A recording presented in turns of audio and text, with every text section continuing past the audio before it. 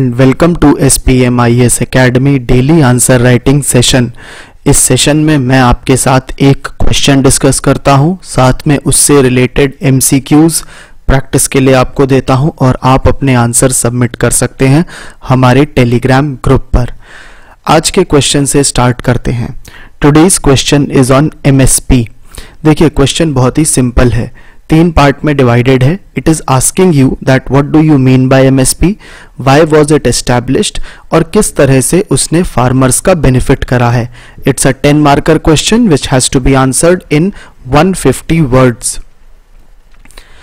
But इस question को मैं आपके साथ डिस्कस नहीं करूंगा। मैं इसी क्वेश्चन का एक थोड़ा सा डिफिकल्ट वे आपके साथ डिस्कस करूंगा। इस क्वेश्चन को हम लोग देखते हैं। This question starts with a statement.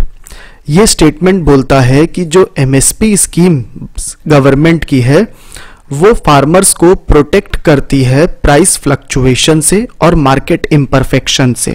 सबसे पहले एक स्टेटमेंट आता है और उसके बाद बोलता है क्वेश्चन कि आपको क्रिटिकली एनालाइज करना है the efficacy of the MSP system.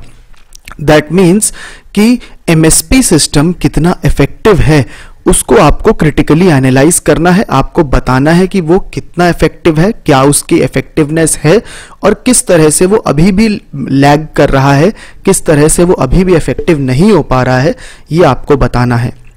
So this question is of 15 marks and it has to be answered in 250 words। मतलब 1 full A4 sheet और दूसरी A4 sheet का only 1 side। आप इस क्वेश्चन में क्या आंसर करेंगे? आप सबसे पहले एक इंट्रोडक्शन करेंगे जिसमें आप MSP सिस्टम के बारे में बताएंगे, या फिर अभी वो क्यों न्यूज में है उसके बारे में बताएंगे। You can discuss about the history of the MSP system, कैसे वो आया था या इसके कुछ फीचर्स क्या क्या हैं। You can talk about all these things in the introduction.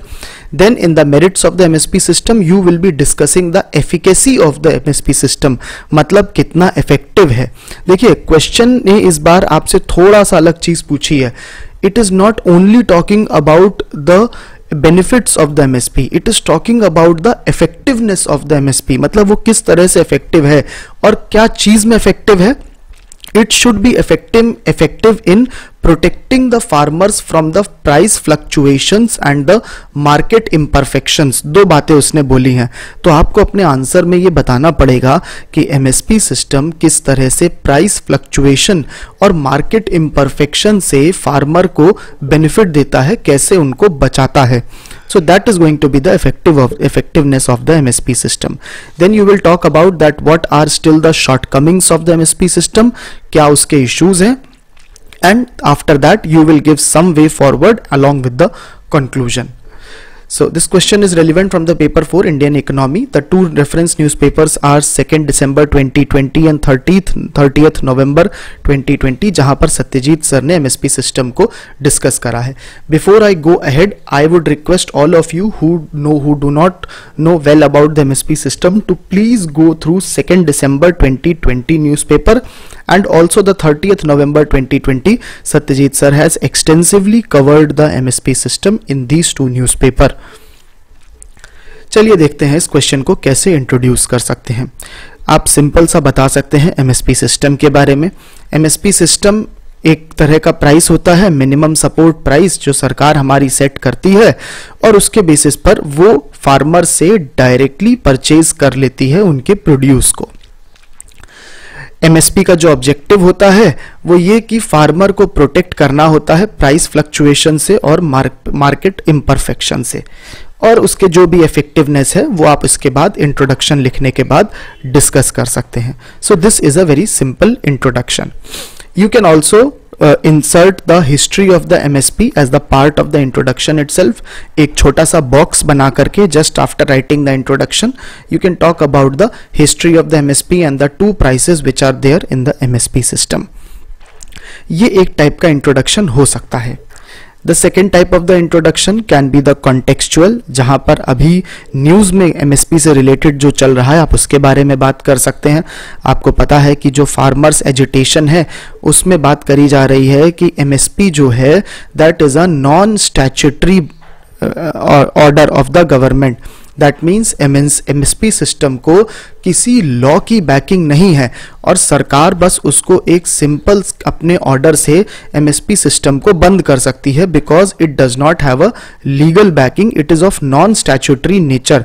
और इसीलिए बहुत से फार्मर्स ने बोला है कि एमएसपी इतना इंपॉर्टेंट है हमारे लिए, it protects us from the price fluctuation and market imperfection, so it should be made a legal system, it should be a statutory system. तो आप इसके बारे में एक सिंपल सा स्टेटमेंट दे सकते हैं कि एमएसपी ने बता दिया गया है कि it's a non statutory order of the government, and then you can give on some features of the MSP based system कि उसके कुछ फीचर्स। देखिए, एक सिंपल सा इंट्रोडक्शन यहाँ पर एमएसपी लिखने के बाद में आप डायरेक्टली क्रिटिकली एनालाइज करें, उसके लिए ज़रूरी है कि आप बीच में कुछ और चीज़ें डालें जिसमें आप एमएसपी के बारे में कुछ बात और करें। इवन दो पूछा नहीं गया है क्वेश्चन में, it has not asked you that what is MSP system, yet you must describe some parts of the MSP system so as to be able to discuss the effectiveness of the MSP system। कुछ इसके features देख लेते हैं MSP system के। सबसे पहली बात, it does not have a statutory banking, you know, किसी लॉ में इसको नहीं बताया गया है। एमएसपी जो होता है that is recommended by the CACP and it is approved by CCAEA। CACP is Commission for the Agricultural Cost and Produce and approved by the CCEA's Cabinet Committee on Economic Affairs। इसके बारे में और जानने के लिए you can refer to the previous 2 newspapers which I have told you। Then MSP जो होता है it is announced at the beginning of the sowing season. जैसे अगर राबी या खरीफ किसी भी क्रॉप के लिए एमएसपी होता है तो जब सोइंग स्टार्ट होती है उसके पहले ही सरकार अनाउंस कर देती है कि इस क्रॉप पर इस साल पर हम ये एमएसपी देने वाले हैं। It is currently recommended for the 23 commodities and this is determined on the basis of factors like cost of production, demand, supply, market में क्या ट्रेंड चल रहा है प्राइस का, क्या इफेक्ट है प्राइस लेवल का, क्या पड़ जाता है, then what is the cost of the production, and all these factors के बेसिस पर जो गवर्नमेंट होती है ये डिसाइड करती है एमएसपी क्या पड़ने वाला है। सो ये सब फीचर्स लिखने के बाद में let us come on to the effectiveness of the MSP system, ये कितना इफेक्टिव होता है। एक एक करके बात करते हैं इफेक्टिवनेस की। सबसे पहली बात होती है कि अगर इसको फार्मर को बचाना है प्राइस फ्लक्चुएशन से, तो पहली चीज एमएसपी सिस्टम ये करता है कि ये एक प्राइस श्योरिटी दे देता है फार्मर को। फार्मर को पता चल जाता है कि कुछ भी हो एक ये प्राइस तो हमको मिलके ही रहेगा, मिनिमम प्राइस तो मिलके ही रहेगा। एज अ रिजल्ट फार्मर जो होता है वो प्रोडक्शन करने में घबराता नहीं है, उसको भरोसा होता है कि एक ये दाम तो मिलेगा ही मिलेगा और प्रोडक्शन हमें आराम से श्योरिटी के साथ कर लेना चाहिए। एज अ रिजल्ट वो प्राइस फ्लक्चुएशन से बचा लेता है फार्मर को कि चाहे कुछ भी हो ये हमको दाम तो मिलेगा ही मिलेगा। अगर इसको एग्जाम्पल के थ्रू समझना है तो आप कंपेयर कर सकते हैं उन क्रॉप के फार्मर को with the farmers of the onion, tomato and potato. देखिए, जिन फार्मर्स को एमएसपी का बेनिफिट मिलता है पर्टिकुलरली राइस एंड व्हीट, वो लोग श्योरिटी के साथ अपना प्रोडक्शन करते हैं। लेकिन वो फार्मर जो कि अनियन, टमेटो, पोटैटो इस टाइप के कल्टीवेशन में होते हैं उनको प्राइस की श्योरिटी नहीं होती है क्योंकि एमएसपी से कवर्ड नहीं होते हैं। ऐसे में क्या होता है कि अगर किसी साल बहुत ज़्यादा प्रोडक्शन हो जाता है अनियन का, तो देखा गया है कि ऐसे ही फार्मर अपना अनियन थ्रो कर देते हैं, they are not getting very less और they are selling it at a loss also. Similarly हर साल ही आप न्यूज़ में पढ़ते हैं कि during the time of the winters जो टमेटो के फार्मर्स होते हैं वो अपना टमेटो ऐसे ही थ्रो कर देते हैं because there is too much of a supply, so they are never sure about the prices. कई बार ऐसा भी होगा कि जब बिल्कुल ही डिमांड बहुत ज़्यादा बढ़ जाएगी, सप्लाई नहीं होगी, then they will make windfall gains also. So all these farmers who are not covered by the MSP, they are never sure about their prices and they are also affected from the price fluctuation. तो आपने पहले point से prove करा कि कैसे MSP system effective है in protecting the farmers against the price fluctuation. दूसरा जो बेनिफिट होता है एमएसपी सिस्टम का वो होता है कि वो फार्मर को प्रोटेक्ट करता है एक्सप्लॉयटेशन के अगेंस्ट। देखिए, फार्मर डायरेक्टली सेलर को तो बेचता है नहीं अपनी प्रोड्यूस, जो हम कंज्यूमर हैं और ये जो फार्मर है ये दोनों तो ये एक दूसरे को तो डायरेक्टली सेल करता नहीं है, बीच में होता है एक मिडिल मैन। ये मिडिल मैन क्या करता है, ये फार्मर से लेता है प्रोड्यूस और उसके बाद ये देता है जाकर के कंज्यूमर्स को। अब होता क्या है कि मान लीजिए किसी विलेज में there are 50 farmers, there are going to be only 4-5 middleman who will buy the produce of those farmers. अब अक्सर ऐसा होता है कि ये जो मिडिलमैन होते हैं they form a group, that means cartelisation, वो एक कार्टेल बना लेंगे अपना और बोल सकते हैं कि हम तो राइस का बस इतना ही दाम देंगे। ऐसे में प्रॉब्लम होती है कि वो जो फार्मर है he has no other option and he has to sell to only those middlemen। लेकिन अगर MSP सिस्टम होता है तो फार्मर को पता है कि कुछ भी हो जाए हमको ये प्राइस तो मिलेगा ही मिलेगा, और वो जाकर के अगर इवन दो उसके यहाँ के मिडलमैन ने कार्टेल बना लिया है फिर भी वो फार्मर जाकर के अपनी प्रोड्यूस को बेच सकता है at the price of MSP to the food corporation of India. तो फार्मर को अगेन वो प्रोटेक्ट कर लेता है मार्केट इम्परफेक्शन से, क्योंकि मार्केट को कंट्रोल करते हैं ये middleman. They are able to control the market and they are making it imperfect market because they can form this cartel. और फार्मर को अगर इन्होंने कार्टेल बना करके मार्केट को इम्परफेक्ट करा तो farmer has no other choice. In that case, if that farmer wishes to sell his produce at MSP to the FCI, as a result he is protected from the market imperfections। तो ये बात आपको समझ में आई कि किस तरह से फार्मर को मार्केट इम्परफेक्शन से बचा ले जाता है this MSP system. Next point of the MSP system and its effectiveness is that because farmer को MSP sowing season के पहले ही बता दिया जाता है तो वो उसके पास पूरी इंफॉर्मेशन होती है कि उसको क्या क्रॉप को प्रोड्यूस करना है। देखिए फार्मर्स जो होते हैं डिफरेंट विलेजेस में, उनको बहुत सारी उनको अफवाह भी सुनने को मिलती है, बहुत सारी फेक न्यूज़ रॉन्ग इन्फॉर्मेशन भी मिलती है। Many times they are being told कि अरे इस साल तो इस क्रॉप की बहुत ज़्यादा डिमांड हो जाएगी, इसको लगा लो बहुत पैसा आ जाएगा, एंड इस टाइप की गलत न्यूज़ भी सुनने को मिलती है। लेकिन MSP के सिस्टम के बेसिस पर दे कैन डिसाइड कि एक्चुअली किस क्रॉप की कितनी डिमांड है।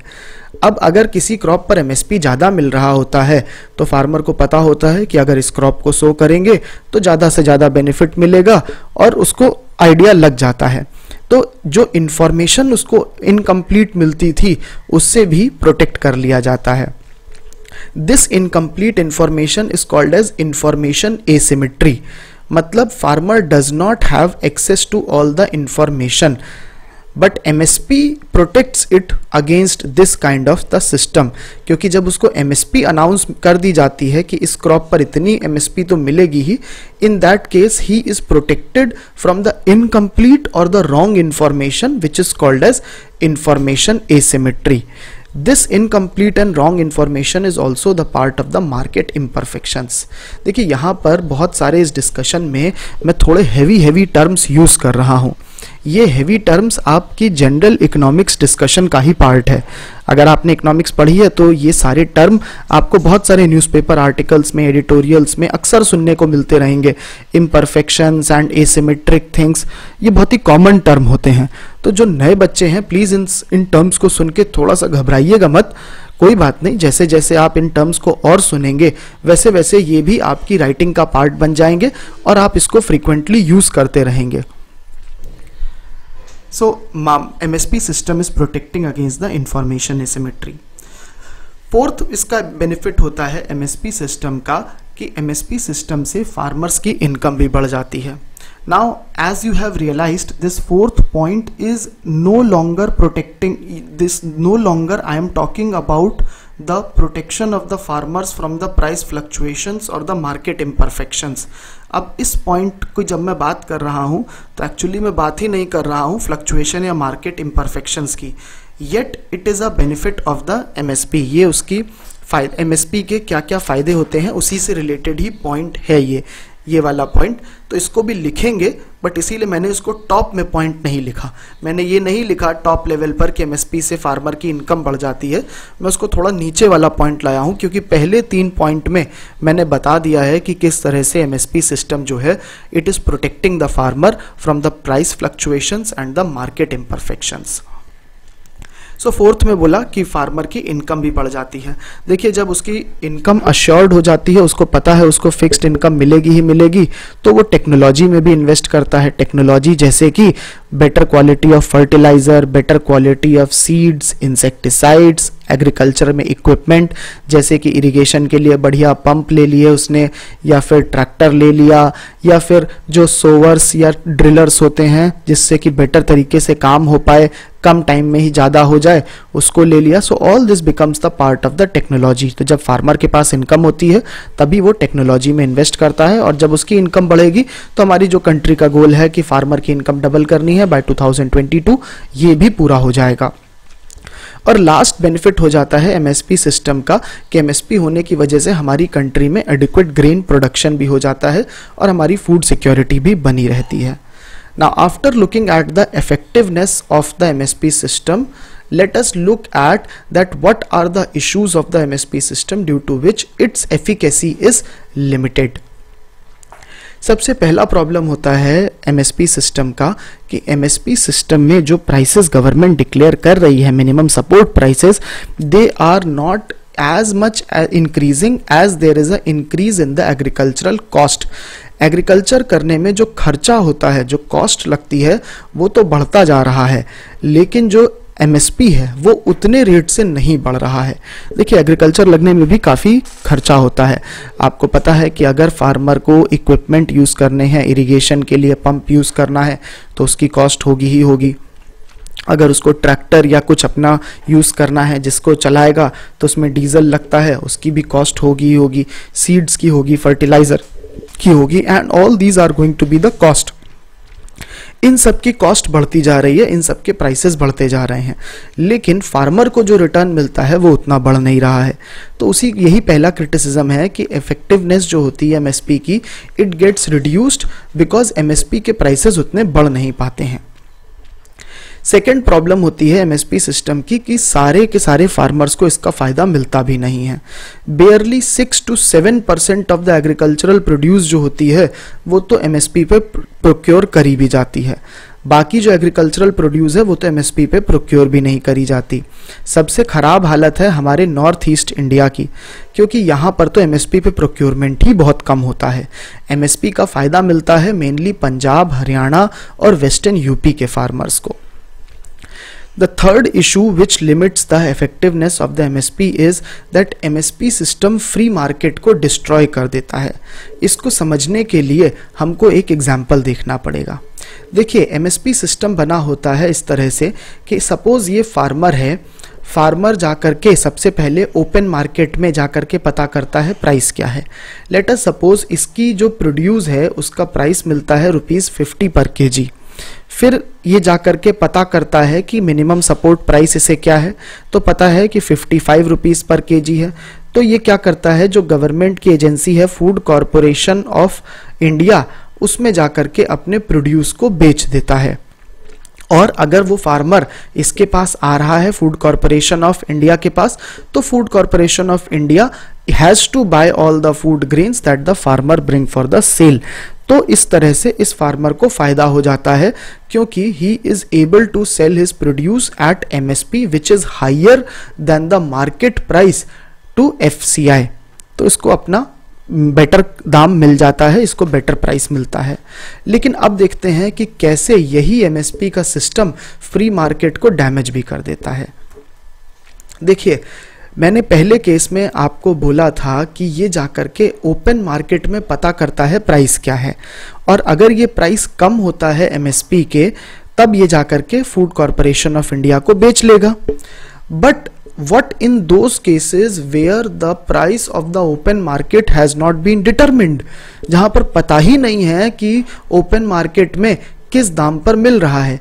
इस एग्जाम्पल में मैंने बताया है कि there are cereals like rice and wheat, जो कि इतने ज़्यादा फार्मर बेचते हैं FCI को at MSP that their price of the open market is not being able to determined.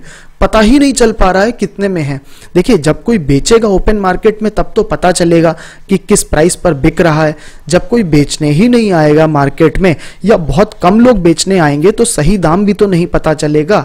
और ये ऐसा ही कुछ हो रहा है इस केस में, जहां पर पता ही नहीं है कि 70 रुपीज में या 50 में या 30 में किस दाम पर मिल रहा है। तो हो सकता है कि अगर जब सब फार्मर बेचने आए ओपन मार्केट में तब पता चल जाए कि ठीक है 70 रुपीज का दाम है, तो FCI को नहीं बेचते हैं, ओपन मार्केट में ही बेच देते हैं। तो ये केस होता है राइस और व्हीट के साथ में, specially in the states like Punjab and Haryana, because most of the farmers are actually taking this route and going to food corporation of India, the prices of the open market are not being able to determine. तो farmer एक profit कमाने की opportunity loose कर देता है क्योंकि पता ही नहीं कि किस दाम पर मिल रहा होता है। Now you can understand this point that MSP system free market को डिस्ट्रॉय कर देता है।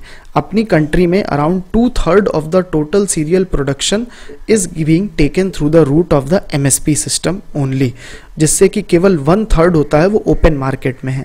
जब मैं सीरियल की बात कर रहा हूं, I am talking about rice and wheat. Next point देखते हैं कि किस तरह से MSP प्रॉब्लम कर रहा है। MSP एक ट्रेड डिस्टॉर्टिंग मेजर होता है जिसको वर्ल्ड ट्रेड ऑर्गेनाइजेशन ने क्रिटिसाइज करा है। It is under amber box measure and it has been asked from India to eliminate this system of the MSP, क्योंकि ये बाकी कंट्रीज के साथ ट्रेड को डिस्टॉर्ट कर देता है। इसके अलावा MSP सिस्टम की एक बहुत बड़ी प्रॉब्लम है कि ये कुछ क्रॉप्स का ही जो प्रोडक्शन है उसको जरूरत से ज़्यादा इंसेंटिवाइज कर देता है। फार्मर्स आर एनकरेज्ड कि वो उसी क्रॉप का ही प्रोडक्शन करें और बाकी क्रॉप्स का नहीं करें। इससे कुछ प्रॉब्लम्स होने लगती हैं। सबसे पहली प्रॉब्लम होती है मोनोकल्चर की। देखिए, पंजाब और हरियाणा के फार्मर जिनको सबसे ज़्यादा फायदा मिल रहा है इस पूरे सिस्टम का, वो कुछ ही टाइप के क्रॉप राइस और व्हीट उसी को ही कल्टिवेट बार बार करते रहते हैं। आपको पता है, जब एक लैंड में कोई एक ही टाइप का क्रॉप बार बार उसको कल्टीवेट करा जाता है तो लैंड के जो न्यूट्रिशन होते हैं वो खत्म हो जाता है, उसके न्यूट्रिएंट्स खत्म हो जाते हैं, लैंड के न्यूट्रिएंट्स खत्म होने लगते हैं और उससे लैंड और सॉइल सब खराब होने लगता है।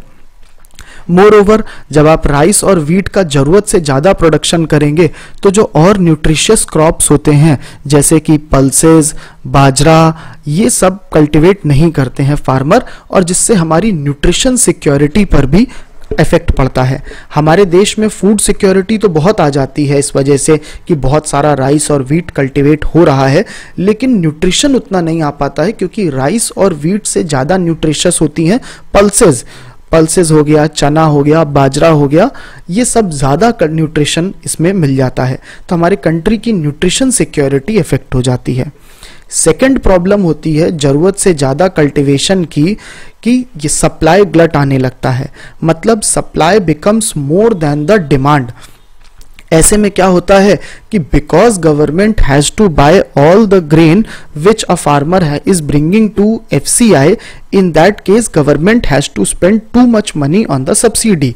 हो सकता है उतनी वैल्यू ही नहीं हो उस ग्रेन की, लेकिन अब अगर फार्मर लाया है तो खरीदना तो पड़ेगा ही पड़ेगा, और जब गवर्नमेंट खरीदती है तो गवर्नमेंट के पैसे भी खर्चा हो रहे हैं।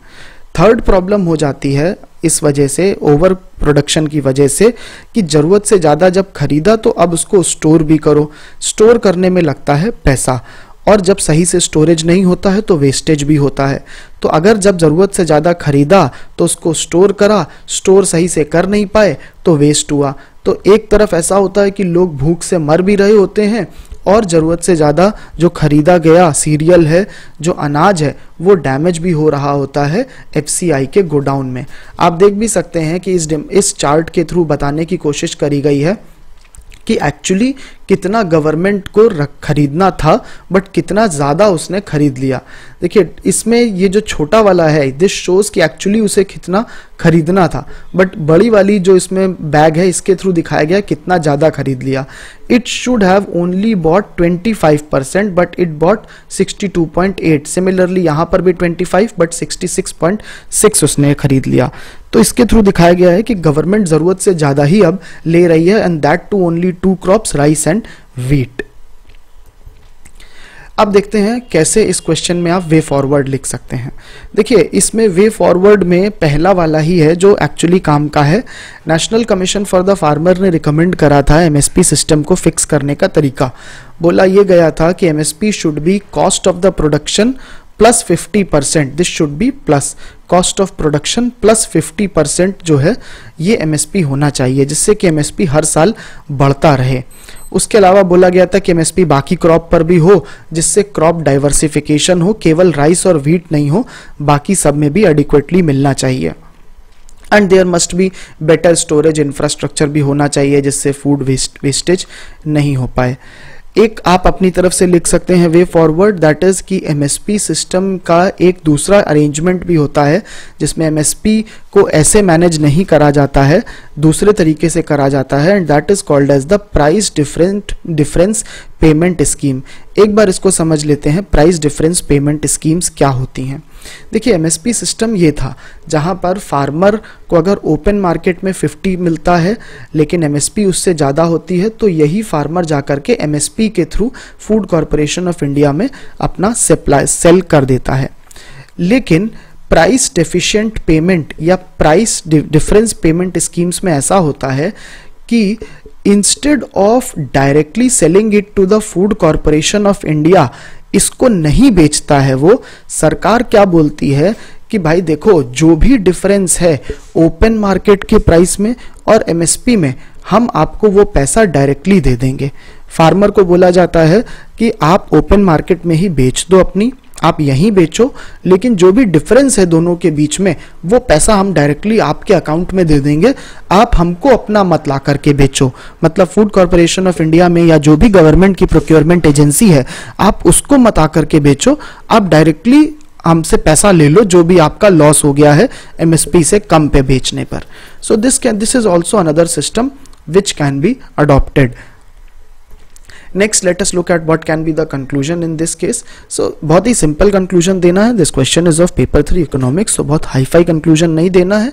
इट इज सिंपल कंक्लूजन कि इवन दो एमएसपी सिस्टम से बहुत फायदा हुआ है, हमारे कंट्री के जो फार्मर्स हैं, एग्रीकल्चर का बहुत फायदा हुआ है, लेकिन इस सिस्टम को और भी अभी इसमें लूप होल्स हैं, लैक्यूनाज हैं, जिनको करेक्ट करने की जरूरत है, जिससे कि इसकी इफेक्टिवनेस और बढ़ जाए। आप इसमें इस क्वेश्चन के बेसिस पर 2 क्वेश्चन प्रीलिम्स बेस्ड एमसीक्यूज हैं जिनको आप अटेम्प्ट कर सकते हैं। जो प्रीवियस टॉपिक के क्वेश्चंस थे उनका एक बार सॉल्यूशन देख लेते हैं। इसका सॉल्यूशन है कि सेक्रेटेरिएट जो होता है पार्लियामेंट्री कमिटीज का, that is not provided by the president of India, rather जो लोकसभा और राज्यसभा के सेक्रेटेरिएट होते हैं वही सर्विसेज प्रोवाइड करते हैं। Next, the other questions are quite easy. You can look at these questions and the solutions are given here itself. That is all from my side. Thank you.